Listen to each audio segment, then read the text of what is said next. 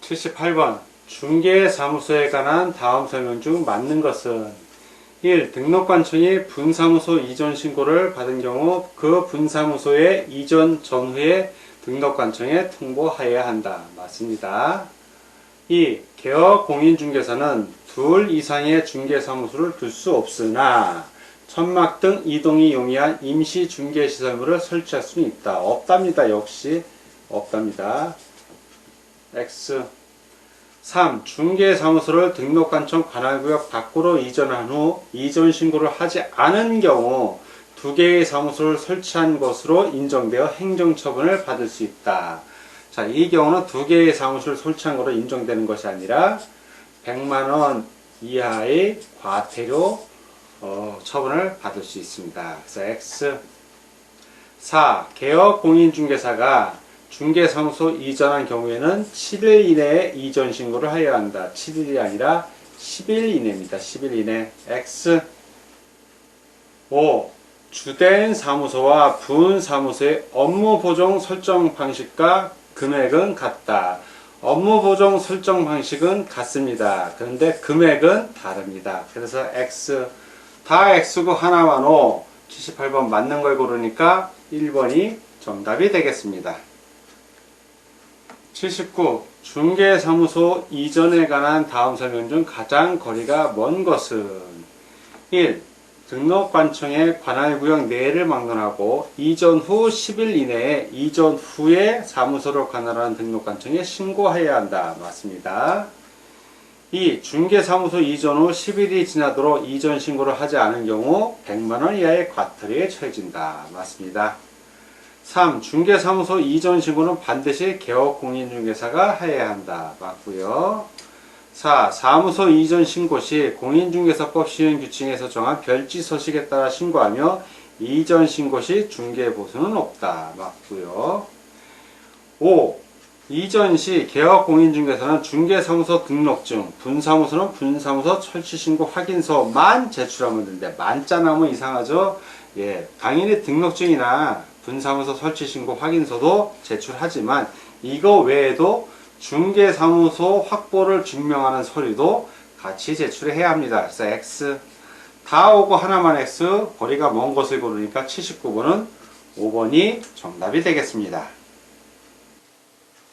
80번 중개사무소에 관한 다음 설명 중 틀린 것은 1. 법인을 포함한 2인 이상의 개업공인중개사가 중개사무소를 공동으로 사용하는 경우 보증 설정 등의 각종 의무는 개업공인중개사가 각각 부담하여 하며 중개 업무 역시 개별적으로 운영해야 한다. 맞습니다. 2. 법인인 개업공인중개사는 주된 사무소 관할 시군구 외의 지역에 분사무소를 둘 수 있다. 맞습니다.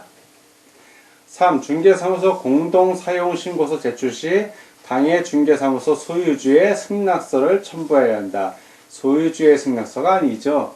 사용할 권한이 있는, 자, 사용할 권한, 예, 권한이 있는 다른 개업공인중개사의 승낙서를 첨부하는 겁니다. X. 4. 개업공인중개사는 원칙적으로 그 등록관청의 관할구역 안에 중개사무소를 두되 한 개의 중개사무소만을 둘 수 있다. 맞습니다. 5. 개업공인중개사는 천막, 그 밖에 이동이 용이한 임시 중개시설물을 설치하여서는 아니 된다. 맞습니다. 다 오고 하나만 X. 틀린 것을 고르니까 80번은 3번이 정답이 되겠습니다. 81번 중개사무소 이전 등에 관한 설명 중 틀린 것은 1. 개업공인중개사가 중개사무소를 이전한 때에는 이전 후에 중개사무소를 관할하는 등록관청에 신고해야 한다. 맞습니다. 2. 이전 신고는 이전한 날부터 10일 이내에 하여야 한다. 맞고요. 3. 등록관청은 분사무소의 이전 신고를 받은 때에는 지체 없이 그 분사무소의 이전 전 및 이전 후에 소재지를 관할하는 등록관청에 이를 통보하여야 한다. 맞습니다. 4. 공동사무소에 이전을 하는 때에는 그 중개사무소를 사용할 권리가 있는 다른 개업공인중개사의 승낙서를 첨부하여야 한다. 맞습니다. 5. 중개사무소에 이전 신고를 하고자 하는 자는 신고서에 등록증과 등록된 인장을 첨부하여 제출하면 된다. 등록된 인장을 첨부하는 것이 아니죠. 이때 첨부하는 것은 건축물 대장에 기재된 건물에 중개사무소를 확보하였음을 증명하는 서류입니다. 그러니까 어떤 서류냐면 소유권, 전세, 임대차 또는 사용대차 등의 방법에 의해 사용권을 확보했다는 그러한 계약서 등을 말하는 겁니다. 그래서 이것이 X, 다 오고 하나만 X 틀린 걸 고르니까 81번은 5번이 정답이 되겠습니다. 82번, 법인인 개업공인중개사의 업무 범위에 속하는 것은 모두 몇 개인가? 자, 법인인 개업공인중개사, 이거는 공인중개사법령 제14조에 있는 규정인데 업무를 몇 개에 해당이 되나 그걸 보는 겁니다. 하나씩 보겠습니다. 기업 주택의 분양대행 가능합니다. 니은 상업용 건축물의 분양대행 가능하고요. 디귿 주택의 임대관리 등 부동산의 관리대행 역시 가능합니다. 리을 중개 의뢰인의 의뢰에 따른 도배 이사업체의 소개 등 주거 이전에 부수되는 용역의 알선 역시 가능합니다. 기억 니은 디귿 리을 모두 가능하니까 네 가지가 정답입니다. 그래서 82번은 5번이 정답이 되겠습니다. 83번 법인인 개업공인중개사의 업무 범위로 틀린 것은 1. 성남시 소재 상업용 건축물인 10층 빌딩에 대한 관리대행 가능합니다. 2. 서울시 소재 나대지의 이용과 개발에 관한 상담 가능합니다. 3. 수원지방법원에서 진행되는 부동산 경매에 대한 권리분석 및 매수 신청의 대리 가능하고요. 4. 택지의 분양대행, 택지는 안되죠. 주택은 됩니다. 주택의 분양대행. 그래서 4번은 X. 5. 중개 의뢰인의 의뢰에 따른 도배 이사업체의 소개 가능합니다. 그래서 상업용 건축물 및 주택의 분양대행은 가능하지만 공장과 토지의 분양대행은 불가합니다. 다 오고 하나만 X 틀린 것을 고르니까 83번은 4번이 정답이 되겠습니다. 84번 법인인 개업공인중개사가 할 수 있는 업무 중 옳은 것은 1. 농업용 창고시설의 관리업을 하고 있다. 농업용이 아니죠. 할 수 있는 것은 상업용입니다. 상업용. 그래서 1번은 X. 2. 20호 단지의 단독주택 택지의 분양을 대항하고 있다. 토지는 해당이 없습니다. 그래서 X. 그냥 단순히 단독주택 분양을 대항하고 있다. 이러면 맞습니다. 근데 택지라고 했기 때문에 해당이 안 됩니다. 3. 공인중개사 시험 준비생들에게 중개업 창업을 위한 경영기법을 제공하고 있다. 요게 틀렸죠? 공인중개사 시험 준비생들에게 경영기법을 제공하는 것이 아니라 개업공인중개사에게 제공을 하는 겁니다. 그래서 X. 4. 도배 이사업체를 운영하면서 고객들에게 저렴하게 서비스를 제공하고 있다. 운영이 틀렸네. 소개입니다. 소개. 이거 업체를 소개해 주는 거지 직접 운영하는 것은 아닙니다. 그래서 X. 5. 주택법에 따라 공급된 150세대의 공동주택 중에서 입주자 모집 결과 신청자 수가 공급하는 주택의 수에 미달된 15세대의 분양을 대행하고 있다. 주택 대행, 분양 대행은 가능합니다. 그래서 동글뱅이 다 X고 하나만 O 옳은 것을 고르니까 84번은 5번이 정답이 되겠습니다. 85번 개업공인중개사의 업무의 범위에 관한 설명 중 틀린 것은 1. 중개법인은 분사무소의 업무지역은 전국으로 한다. 맞습니다.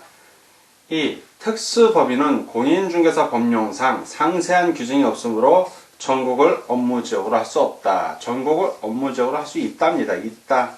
자, 그래서 이것은 X. 3. 공인중개사법 부칙에 의하여 중개사무소에 개설 등록을 한 것으로 보는 자의 업무지역은 당해 중개사무소가 소지하는 특별시, 광역시, 도에 관할 구역을 한다. 맞습니다. 4. 공인중개사법 부칙에 의하여 중개사무소에 개설 등록을 한 것으로 보는 자가 동법의 규정에 의한 부동산 거래 정보망에 가입하고 이를 이용하여 중개하는 경우에는 당해 정보망에 공개된 관할구역 외의 중개 대상물에 대하여도 이를 중개할 수 있다. 맞습니다. 5. 현행 공인중개사 법령상 중개사무소의 중개 대상물의 범위는 개업공인중개사의 종별에 따라 차이가 없다. 그렇죠. 토건이깡공 다 똑같습니다. 공통입니다. 동글뱅이 다 오고 하나만 X 틀린 것을 고르니까 85번은 2번이 정답이 되겠습니다. 86번 공인중개사 관련 법령의 내용에 관한 설명 중 옳은 것은 1. 개업공인중개사는 다른 개업공인중개사의 소속공인중개사 중개보조원 또는 개업공인중개사인 법인의 사원 임원이 될 수 있다가 아니라 없다죠. 없다. 그래서 틀렸죠. X. 2. 부동산 거래 신고를 할 때 신고서와 함께 부동산 거래 계약서의 원본을 제출해야 한다. 예, 신고서는 제출하는 게 맞습니다. 그런데 부동산 거래계약서의 원본을 제출해야 될 의무는 없습니다. 그래서 X. 3. 모든 개업공인중개사는 대법원 규칙으로 정하는 요건을 갖추어 등록하면 경매 대상 부동산의 매수 신청 또는 입찰 신청에 대리를 할 수 있다. 항상 모든 자가 나오면 의심을 해봐야 된다. 모두는 아니고요.